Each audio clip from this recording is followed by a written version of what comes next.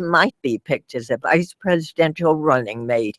He's out with a new memoir, a move that has increased curiosity about his ambitions. The title is The Opposite of Woe: My Life in Beer and Politics. Governor John Hickenlooper joins me in the studio. You can see live video streaming of our conversation with Governor Hickenlooper at drshow.org. If you'd like to join the conversation, give us a call, 800-433-8850. Send an email to drshow@wamu.org. Follow us on Facebook, or you can send us a tweet. Governor, it's good to have you here. It's great to be on. Thanks so much for having me. Tell us about The Opposite of Woe. Where did that title come from? Well, it's funny that when I first decided, I had been a geologist, got laid off, couldn't find a job, opened this brew pub in Colorado, and worked 70 hours a week, and suddenly after 6 or 7 years of paying ourselves $24,000 a year, it took off. And it's kind of a long story, but I ended up running for mayor, and I'd never run for student council or class president or anything. And in the beginning, it was a nonpartisan seat. There were 5 professional, lifetime public servants running. So I was at 4% in the polls, and it wasn't moving much.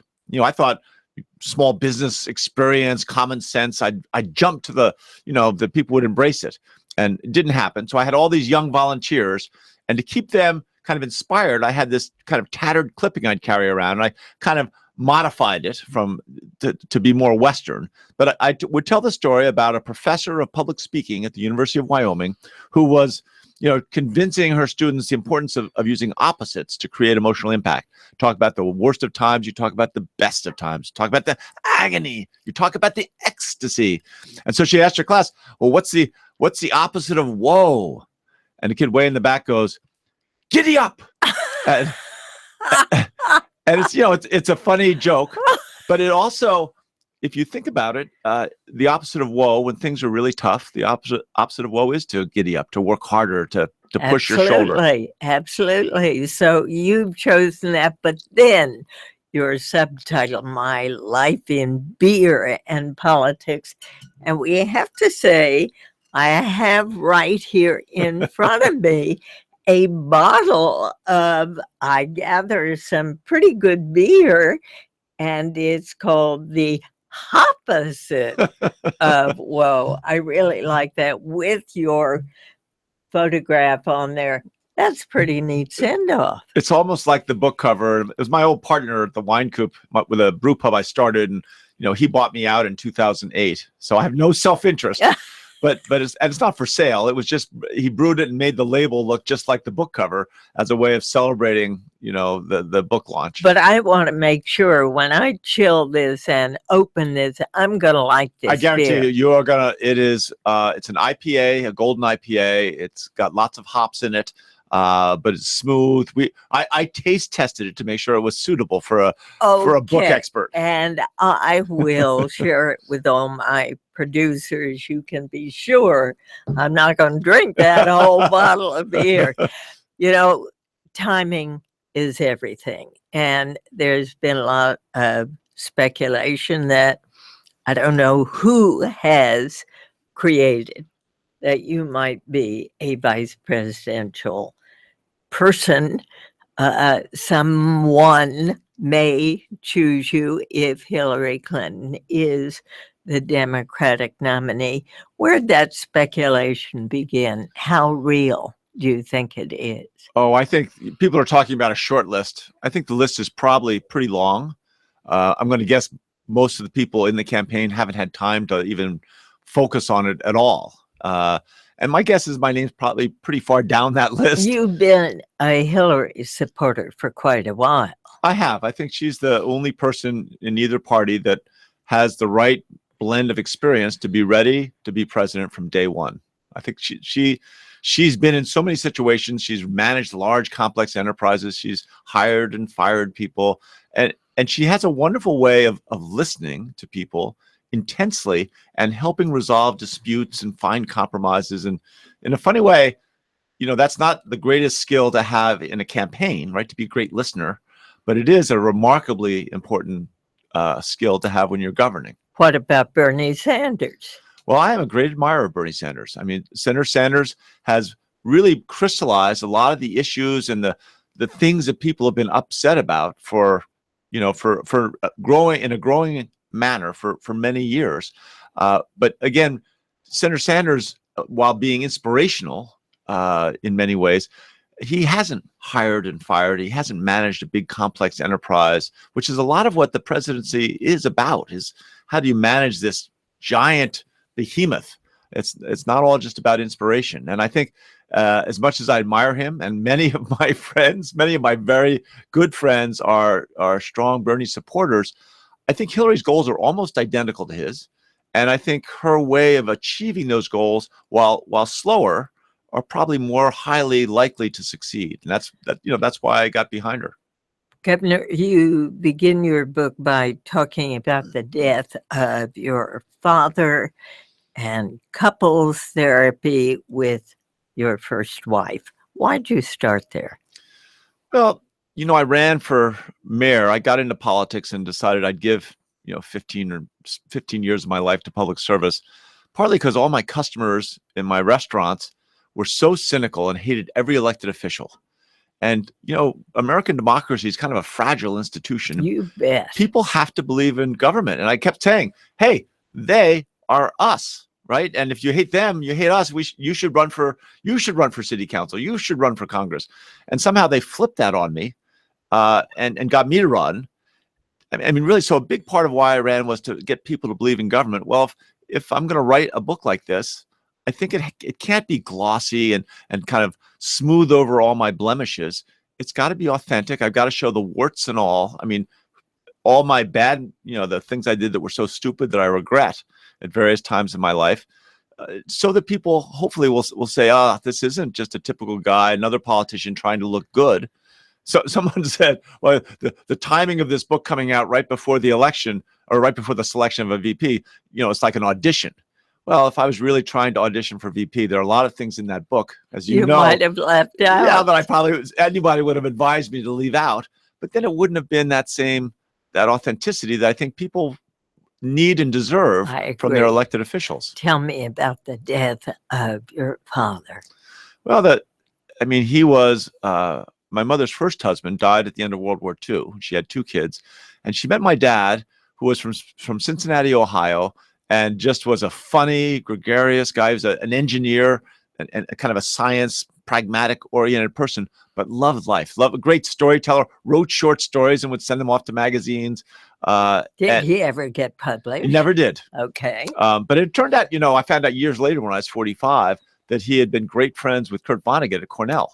I mean, what are the chances? Yeah. I mean, and I learned that just by coincidence. And Kurt Vonnegut ended up telling me more about my father than I'd learned almost from anyone else. Oh my gosh, it was such a freak experience to have that happen. But anyway, when my father died, he got sick. He had intestinal cancer and went through a long illness for, a couple of major operations. And my mother would, in those days, he kept the bedroom door pretty much closed. She did. She wanted to protect us kids from the sadness and the difficulty of his illness. How old was he? He got sick when he was 37, died when he was 40. Wow. So it was. You were how old? I was about just about to turn 6, 5.5 when he first had his first operation, and then 2 weeks after my 8th birthday, when he died. And it was a prolonged illness. Actually, my mom always said the greatest gift she ever got in life, and this is buried in the book somewhere. But one of her best friends was a woman named Agnes Nixon, and Agnes Nixon wrote all the soap operas, As the World Turned, The Guiding Light, All My Children, and she saw my mother doing laundry nonstop, because every night my father would wake up with infection. He had a lot of infection, so he'd wake up in a cold sweat. The sheets would be drenched, and so my mother would kind of roll him halfway over, roll the dirty sheet up, put a clean sheet down, roll him back on the clean sheet, get the dirty. So she was doing laundry nonstop. And Agnes came over one time, and no one asked her. She just observed my mother doing all this laundry. She had 4 kids and was doing 2 sets of sheets or 3 sets of sheets a day, and she sent a linen service to deliver us clean sheets every day, which my mom said that's the greatest gift ever anyone ever gave her, which is kind of a reflection of how tough it was on my mom. Friendship It means was a lot. well, my mom's one of her, and again, we grew up in a house that was kind of sad, obviously, even after my dad died. But my mom was resolute that you can't control what life throws at you, but you can control how you respond. And that part of, she said it didn't matter whether it was sports or drama club or reading, whatever it was, you had to embrace it, and it created friendships by throwing yourself into stuff. Governor Johnny Hickenlooper of Colorado. We're going to take a short break. When we come back, we'll talk more. Take your calls. Stay with us.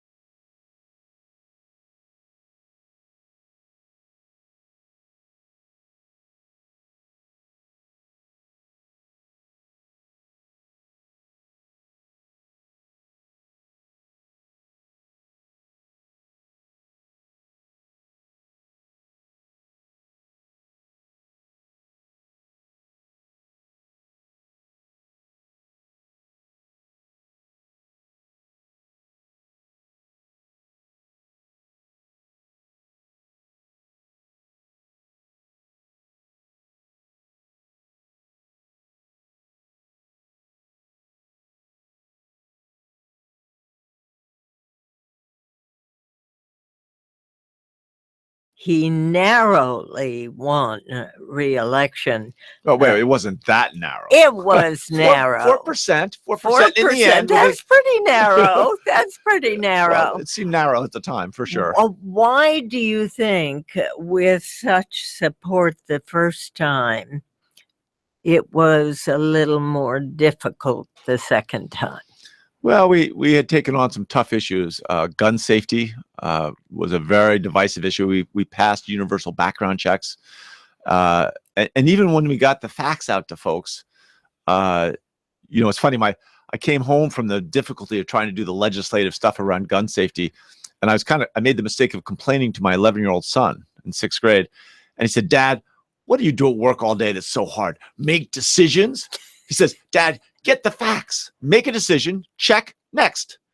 He goes, "Every day I've got to go into school and learn something completely new I didn't know existed the day before. I like this kid. If I don't get it completely right, my next day is misery because everything's based on the day before."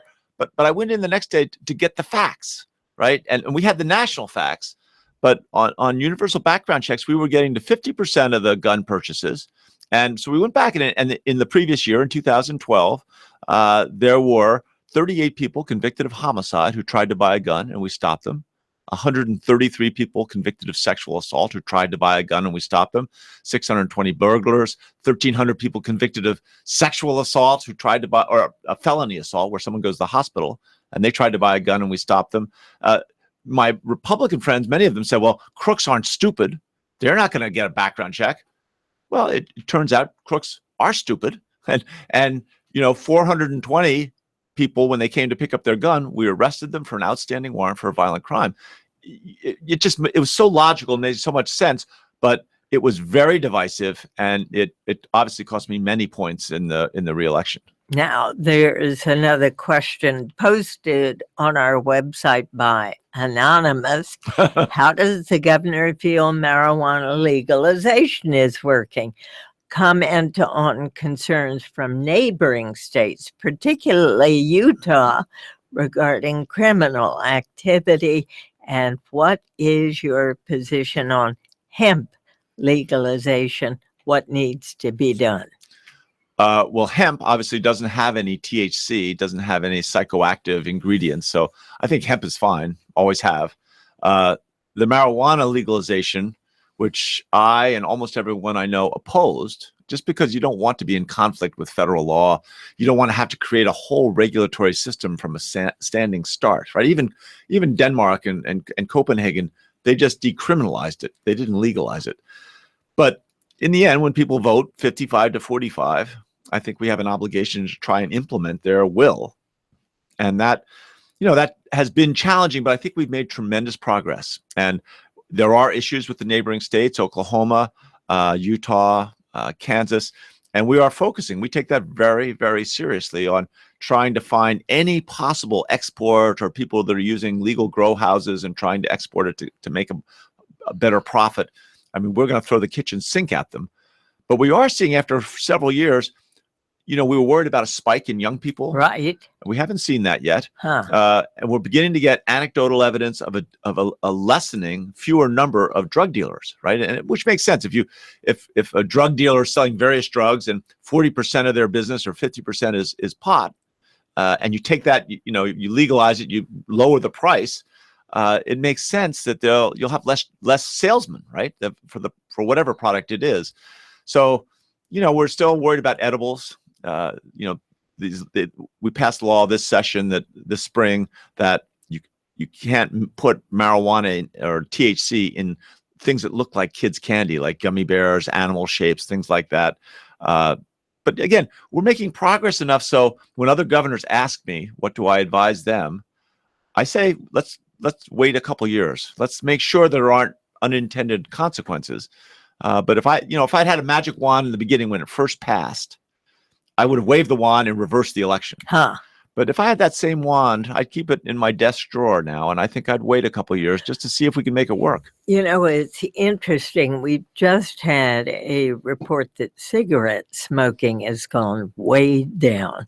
Do you see a connection between that and legalization of marijuana? Well, they're very different, Sure. and there might be some correlation there but I haven't seen it yet. I think marijuana really, the reason I think it got legalized in Colorado, I mean, we've been for the last 7 or 8 years a major destination for young people, young professionals, millennials.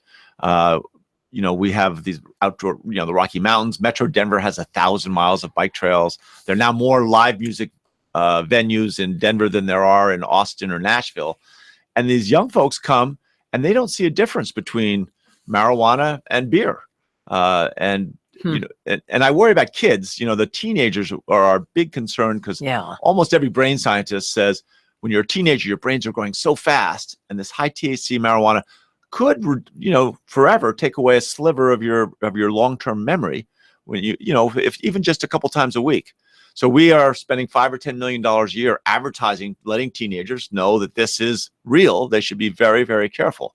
But the kids in their 20s and 30s, if they want to relax, it probably isn't that much harmful than having a couple beers.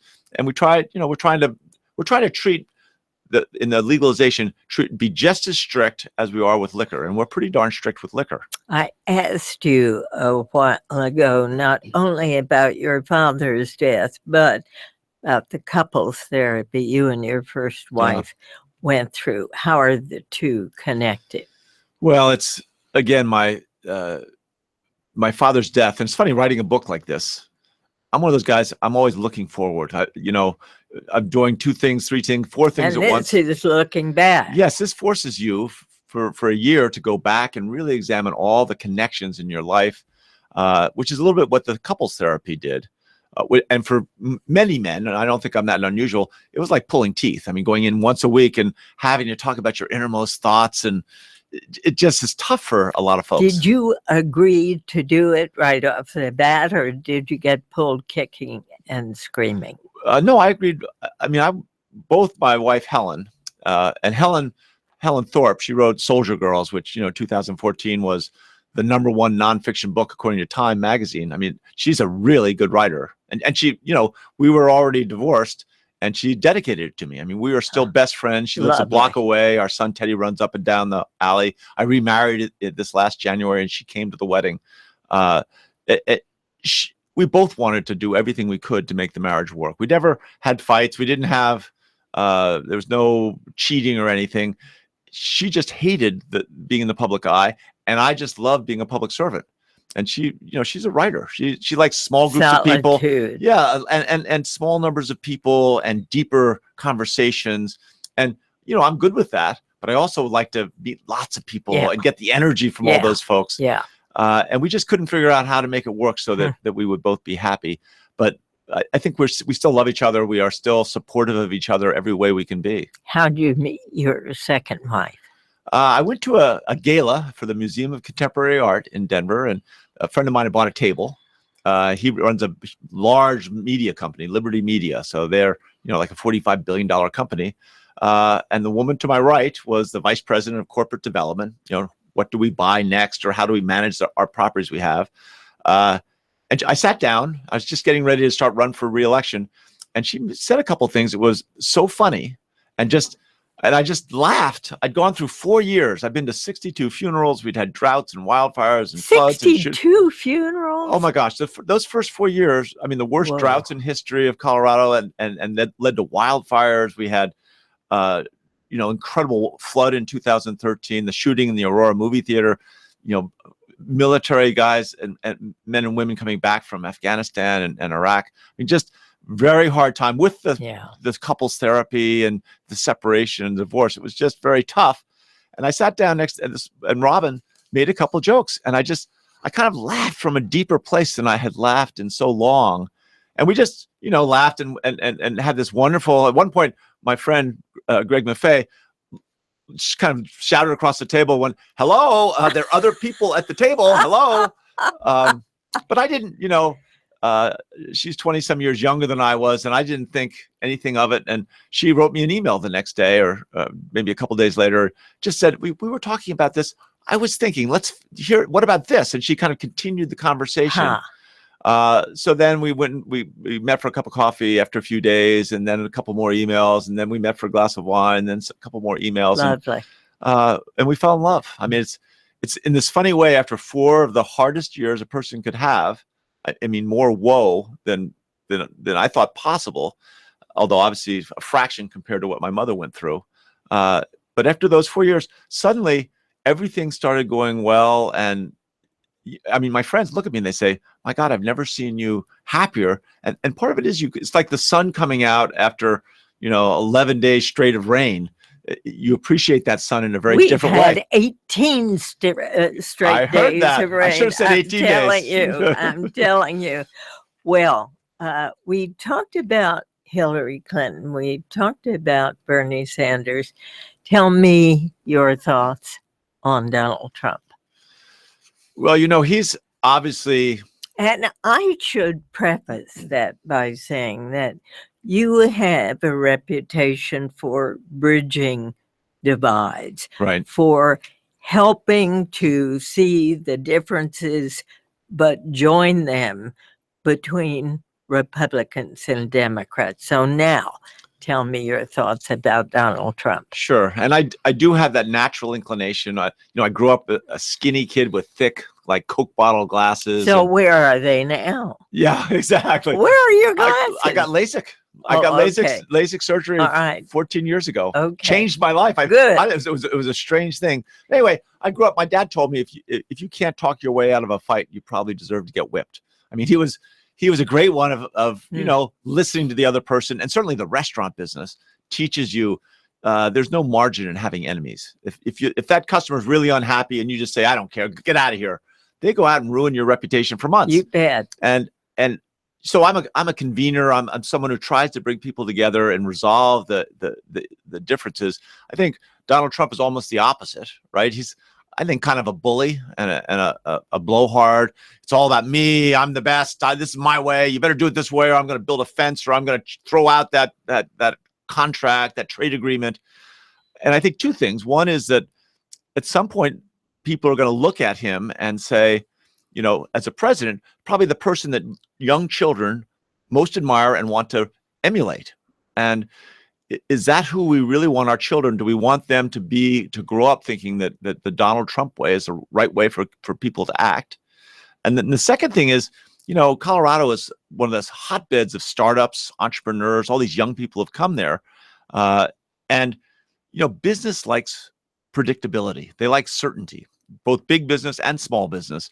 And I think when you have someone who's changing their position, going back and forth all the time, like Donald Trump has, it creates real uncertainty. And I think the business community is going to say, well, if this guy actually got elected, the markets, I mean, look at every year during an election year, when there's a presidential election, about 6 months out, the amount of investment in capital expenditures, where companies actually buy heavy equipment, buy real estate, really look at investing for the future, it slows down because there's uncertainty. Well, if you ended up with someone like Donald Trump in office, I think you really end up with, increasing that uncertainty dramatically. And, it would slow down our economy, the opposite of what most people kind of expect. And you're listening to the Diane Rehm Show. And we've got a number of callers. We're going to open the phone here from Sammy in Houston, Texas. You're on the air. Hi, Dan and Governor. Got a question for the governor. I'm a petroleum geologist, of course, in Houston. And my question is, as you probably are well aware of, the petroleum industry, exploration and production, is fairly conservative and leaning toward the Republican side. So what swayed you to become a Democrat? Well, it's funny, and as you probably have heard, I have a master's in geology. I worked 5 years in the oil and gas business. It's funny, all four grandparents were Republicans, all my aunts and uncles were Republicans. But my mom, my father was a Republican, but my mom was widowed twice, as I said, and she felt government should be smaller, but it had to work. And she felt her siblings and their spouses really just didn't believe in government. So she raised 4 Democrats. But I tried to use science wherever I can to, on things like oil and gas issues. We got the oil and gas industry to come together with the Environmental Defense Fund. We had Anadarko and Noble Petroleum, large independent oil companies, and Canna, and we negotiated with the environmental community to create the first fugitive emission rules, methane regulations in the country. And our commitment to them, to both sides, was we would not create red tape. Every dollar spent would actually reduce, would make the air cleaner, and that both sides would share the credit for whatever success. And it took about a year, but I think that's more important than whether you're a Republican or Democrat, is getting people together and work through these issues on a collaborative basis. As a geologist, how do you feel about fracking that's going on in this country? Well, fracking in conjunction with directional drilling has opened up a huge amount of hydrocarbons, especially natural gas. And I get criticized a lot for this, but I think natural gas is the natural transition to a green economy. And it is in real time allowing us to convert many, many coal-powered electrical generation plants into natural gas. They're dramatically cleaner. And I think if we can figure out some way to get some of that natural gas to China and accelerate their conversion away from coal, I mean, that's, in terms of real time in the next decade, a big opportunity.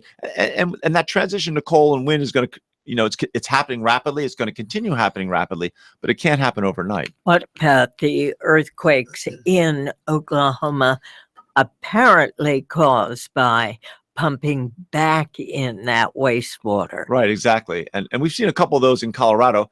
I think you've stopped pumping that wastewater back in. What do you do with it? Well, you can have it, let it evaporate in big basins, create these kind of large flat ponds.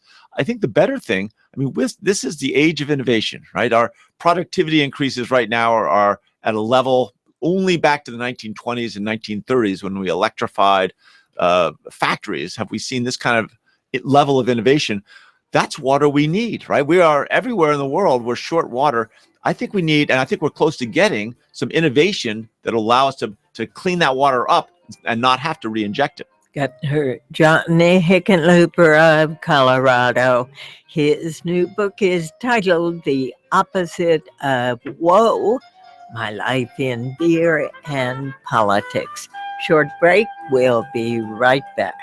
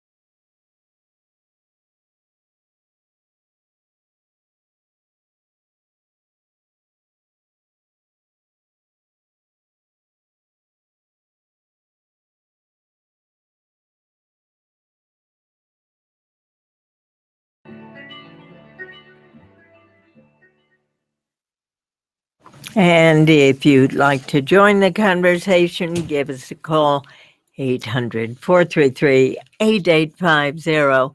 And don't forget, you can see the governor by going on live video stream to drshow.org. Governor John Hickenlooper of Colorado. Let me go to Della in Manhattan, New York. You're on the air. Della, are you there?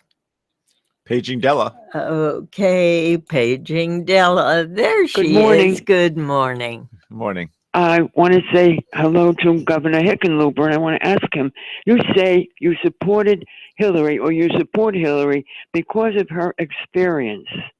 But her experience, she has experience in making bad decisions. Her decision to go to war with Iraq, as you know, we're coming to Memorial Day, cost the lives of 4,500 Americans. And there were no weapons of mass destruction. Now, you don't vote to go to war and say, whoops, I'm sorry, I made a mistake, which is what she says. She says it was a mistake. But this is what she caused. Well, I can't argue. Certainly, I wasn't supporting that decision. I think that I think Hillary's been very candid. Secretary Clinton, I should know her, Hillary. But I think she's been very candid that that was a mistake, and in many ways she was misled. And I think, you know, we hold our elected officials to an almost impossibly high standard that they can't ever admit to making any mistake without a tremendous amount of political fallout. And I think she's been very, upfront about it. And I think we've got to accept that people aren't going to be perfect if we want them to be honest and transparent. So I don't argue with you that was a mistake, and a difficult one for not just for the country but for the world. To John in Ocala, Florida, you're on the air. Pardon me, Governor, but your host is the Empress of Informational Radio, and I'm a little overwhelmed.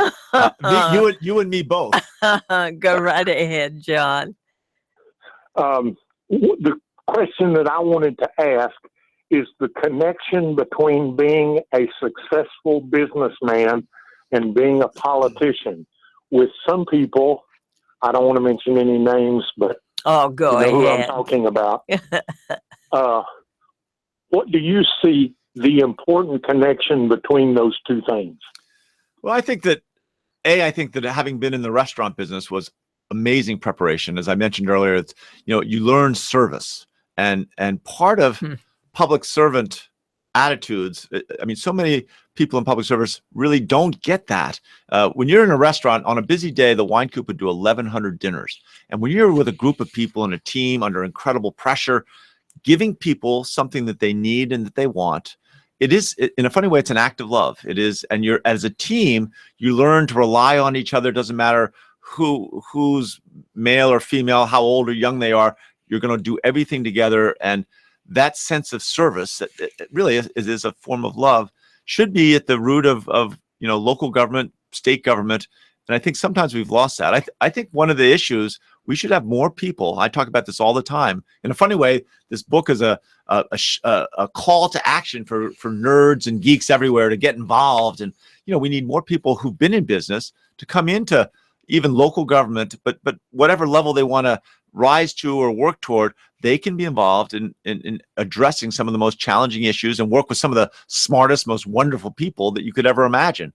So I'll repeat it, nerds and geeks, you can help. You can be part of solutions rather than just standing on the sidelines. To Joelle in Ellicott, Maryland. Hi there. Hi there. I have a question for the governor. I really appreciate what you have to say about government giving people what they need and want. And I understand you're talking about that in terms of your restaurant business and your experience there and bringing that to government. So with that in mind, I was wondering what the government's thoughts were on the recent decision in Colorado not to allow towns such as Fort Collins to protect their water and air and ban fracking. Well, the tricky thing with banning fracking is the Colorado Constitution treats the mineral rights, the who owns the underground resources, as private property. And if you ban fracking, you essentially are banning people the right to get what is theirs. Think about the guy. I met this a husband and a wife, and they were in their 70s, and they had owned mineral rights way out east of Greeley, or west of Greeley. I take that back. But they'd owned it for 25 years. Someone had just built a house out there about 1,000 feet away from where now an oil and gas company, or at least a year and a half ago, where this company wanted to drill. Now, just because someone built a house out there, does government take away their rights and give them nothing? What my suggestion has been is that, government, if government wants to take rights away or take something from someone, it's called eminent domain, and they usually have to give some value in exchange. Maybe the state and the local governments should chip in together in some way and see if we can compensate people for the loss of their private property. Many of the mineral leases are owned by couples and as part of their retirement. Obviously, many are owned by corporations, but it doesn't matter who owns it. We generally try not to take stuff. We don't want government taking stuff that belongs to people without some form of compensation. And I think the state's job is really make sure that if it is drilled, if there's fracking that's going on, that industry reveals what's in the frack fluid, that we monitor in every way possible any possible pollution. We increase the fines for spills from $500 a day to up to $15,000 a day, and suddenly the number of spills goes down dramatically. That's our job, is to make sure it's done safely. But if we want to deny people the right to access those minerals, we probably have to figure out some way to compensate them. But at the same time, going back to this issue of earthquakes, which have multiplied, many times in in Oklahoma. in Oklahoma, and now you've said you've experienced a couple in Colorado. Until we can figure out this water dilemma, shouldn't there be some kind of a pause? Yeah. Well, again, I'm not the governor of Oklahoma, so I'm not. I know we governors that, don't like to tell other but governors. it could be coming to your neighborhood. Well, certainly, if we saw that level of activity where you're actually getting buildings shaking, I am pretty sure we would pause. So what's been happening in Colorado with those couple of earthquakes? Well, we had a couple of tremblers, and we said, slow down the injection. We went to the companies that were injecting water and said, we think these are connected, and we think you have to slow down what you're injecting. And if we see more, we're going to ask you to slow it down more. And if we see another trembler, we're going to get back to zero, because, again, just because it's such a low level now, it's not really hurting buildings, doesn't mean it's not going to build up to a bigger trembler. So I think it's important that we do monitor it and make sure that if we're seeing an increase, that the injection decreases. Well, what would it take to construct the kind of water hole you're talking about? I don't think it would be that expensive. I think it's unsightly, and people aren't crazy about it. We have to make sure that, this is very salty water. This is ancient. A lot of this produced water is ancient oceans, from, in many cases, 150 million years ago. It's brackish, it's salty, it's unsightly. But I think there's ways to deal with it. And certainly, if you can't pump it, if you're going to get earthquakes when you pump it, then that affects what's economic, because not all wells produce all this water, just certain wells. And so we would have to slow down production on those wells that produced a great deal of salt and brackish water. All right, to Raleigh, North Carolina. Hi there, William. Hi, Governor. I like your style so much. I have a question for you regarding the legalization of marijuana. If you're going to experiment with legalizing marijuana, can we also experiment with a system, a societal system that puts more emphasis on personal responsibility? What the point I'm getting at is, sure, go ahead, smoke the pot if you want to, but don't make me, who's decided I don't want to smoke it, pay for people who mess up, get addicted, or go into other things that they knew darn well they were getting into. So I'm a former Democrat. I kind of left the party because of this personal responsibility issue. I'm interested in your thoughts on that. Well, certainly in this instance, you and I agree strongly, and we have fought very hard that the tax revenue that comes in from the sale of marijuana, that doesn't get used for daycare centers or, our constitutional amendment that legalized marijuana or recreational marijuana, said that the first 40 million would go to schools. But after that, we're using it for the regulation of marijuana and also for like drug treatment centers, so that the normal taxpayer is not paying exactly what you're saying, is not having to pay for the unintended consequences where, kids, try marijuana, it leads to them doing more drugs, they get into real trouble, and that's very expensive to get them back. It's a lot of counseling, it's a lot of time. To get them back on a constructive path is expensive. And we're making sure that that the money we're using from that comes from the sale of marijuana for the very reason you're talking about. It should be a question of personal responsibility. How is that for an answer, William? I appreciate it, and I appreciate, Diane, you allowing me to vent that out there. Thank you. Okay, thanks for calling. Want to ask you about your thoughts on the president's trip to the Far East, hoping to open and expand trade, his pivot to the Far East.